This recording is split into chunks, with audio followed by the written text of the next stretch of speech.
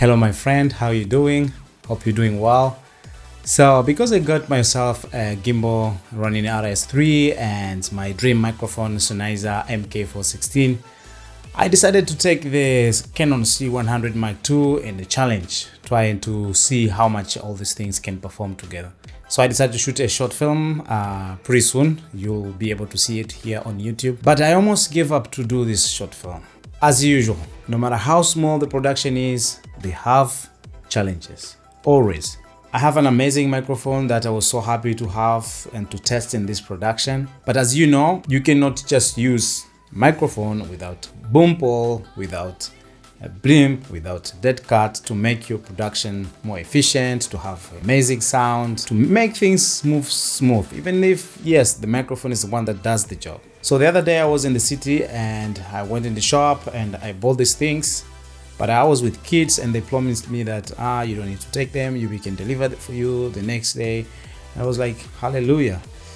The next day, waited all day until night, things didn't show up and I started worried. We called and they said, there was been a mistake, but we were gonna deliver it on Monday. But Monday will be my wrap day. My friend, who was also an actor, who is also a filmmaker, an amazing filmmaker, I'll link his channel in the description to see his work. Pere, thank you so much for helping me out. And he said, look, we can wrap this microphone in the stand. This is an old school I used to do with the broom. You tape the microphone in the broom and you make things happen. So I said, that would be great, but I don't have stands eventually. Even if I had to buy it, it will take the day after to arrive.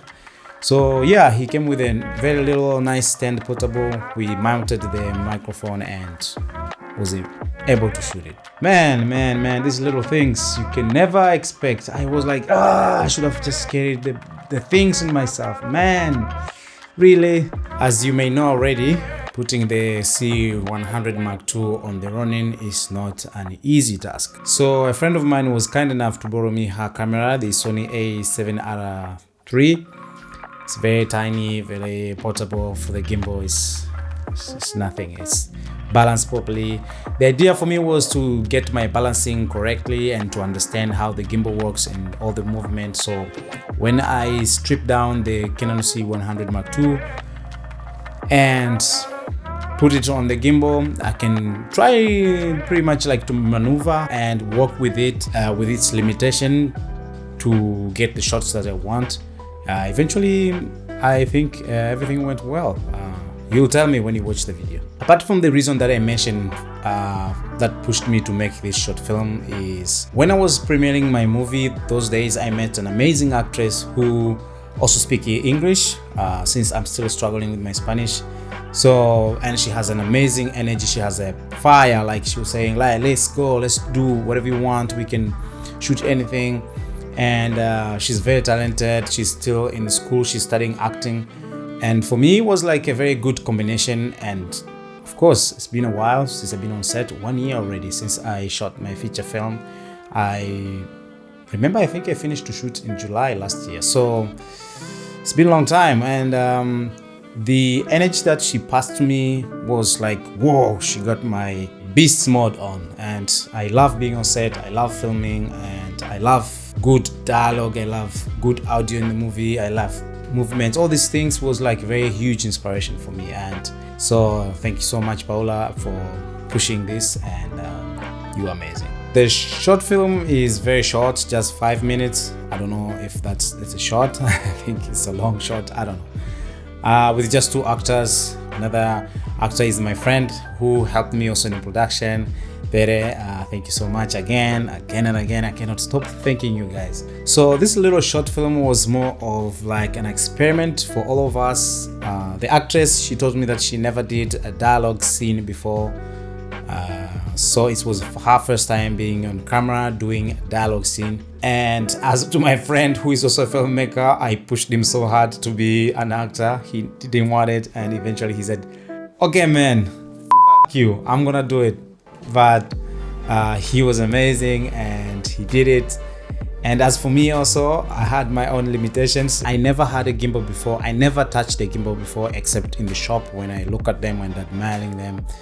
I never owned a gimbal before, even borrowed to anyone. So this was the first time trying the tricks from the things that I've learned online, and hopefully I will keep practicing more and make it better. Really, it was a challenge. The next day I woke up, my feet felt like dogs chopped off some meat in my feet. All the pain everywhere, and I had to go again and shoot the next day. This camera is very heavy. Of course, it's not an Alexa or it's not a Venice, but with its size in the gimbal, and especially once you remove other things, also it's like to adjust the aperture. There was a time that I put it on the gimbal and I forgot to set the lens, the correct aperture. Mostly I shoot in 2.8. Mostly I leave the lens at 2.8, even if it's dark. Very rare I will go to 1.8. And so I set everything, I balanced them about to shoot, and the lens is 1.8 in the daylight. You can imagine. So you have to take it off, put it again, and adjust, and so it's a nightmare. Even when you are trying to press record with the button that it have in front of the camera, it's very hard, and I don't know why. It's like you have to like stick it to make it very active. Maybe it's the settings that I need to change on the camera, but it's very hard to really quickly respond. I don't know why. So I see also the use of the autofocus, how powerful it is with the cameras that can do face detecting. It's really easy, especially a scene that has movements, has low light.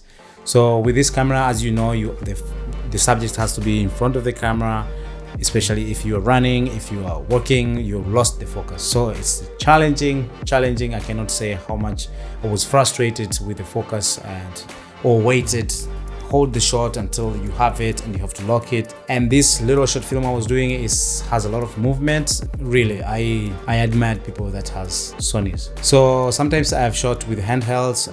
I didn't use the tripod at all. I had it all the time. Oh my God, bye tripod. Really? That's what the gimbal does? No way. I like the tripod. Sometimes the symmetric, stable shots, they help a lot. There was once I wanted to use a tripod, but didn't have time, so I ended up just doing handheld. I'm impressed with the Ronin RS3. It lasts all these shoots, the battery, and I still have a lot of batteries to shoot. Yeah, I was thinking about buying another battery. I don't think so. So I have more things to tell. I have more behind the scene footage to show you guys, and more things to share as I keep editing, so that I can discover problems and things that I liked about this project and share with you guys. It's still very fresh. I have just the first cut. I didn't do music, I didn't do color grading, all these things. Overall, it's very hard to do YouTube. It's really hard. I didn't anticipate that, especially when you have family, you have kids. I underestimated it. It's a beautiful family where you can share things with the fellow filmmakers. They can encourage you. They can say, I like what you said, I like your work. It's really rewarding. It's not just the money. When we make movies, you get the money, or I never made any money in the movies anyway. I really appreciate all the people that's commenting, liking the videos, the people that are watching. Please subscribe if you didn't. There's a lot of things I would like to share with you. Even now I'm recording this, I hear my kids knocking the door like, yeah, let's go, we're going to sleep, take us to bed. See you next time. Peace.